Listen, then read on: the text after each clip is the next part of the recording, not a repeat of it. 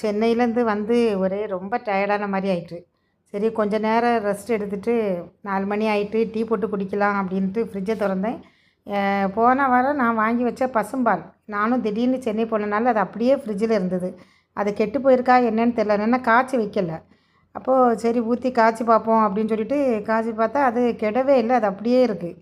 சரி ஓகே அப்படின்னு சொல்லிட்டு கிச்சனையும் கொஞ்சம் க்ளீன் பண்ணி எடுத்து போட்டுட்டு பசும்பாலில் டீ போட்டேன். நல்லா இஞ்சி ஏலக்காயெல்லாம் போட்டு டீ போட்டேன். இன்றைக்கி ட்ரெயினில் வந்து ஒரு புது அனுபவம் போல் இருந்தது. ஒரு வயசான அம்மா வந்திருந்தாங்க. அவங்க கூட ஒரு 3 லேடீஸ் வந்திருந்தாங்க. அது மருமகளான்னு தெரியல, மகளான்னு தெரியல. திருநெல்வேலியில் இறங்கும்போது அந்த அம்மா சொல்கிறாங்க, அவங்களுக்கு நடக்க முடியலை. ஏம்மா என்ன கையை பிடிச்சி கூட்டிகிட்டு போங்க, கையை பிடிச்சி கூட்டிகிட்டு போங்க அப்படின்றாங்க. அவங்க யாரும் கண்டுக்கிடவே இல்லை. வாம்மா வா அப்படின்னு சொல்லிட்டு அவங்க பாட்டுக்கு போகிறாங்க. அது அந்த பாவமா என்ன பார்த்துதா எனக்கு என்ன பண்ணுன்னே தெரியல. அப்புறம் பக்கத்தில் ஒரு பையன்ட்ட எல்லாம் இதை கொஞ்சம் கையில் இறக்கி விடுங்கம்மா அவங்கள அப்படின்னு. ஆனால் எதுக்கு அப்படி அவங்க கூப்பிட்டு வந்தாங்க. அந்த வயசான அம்மா தானே. என்ன இப்போ மனிதாபிமானங்கிறது உலகத்தில் ரொம்ப குறைஞ்சிட்டு போல இருக்குது. சரி கையை பிடிச்சாது கொஞ்சம் அவங்கள கூட்டிகிட்டு போயிருக்கலாம். அது மனசுக்கு ரொம்ப கஷ்டமாக இருந்தது.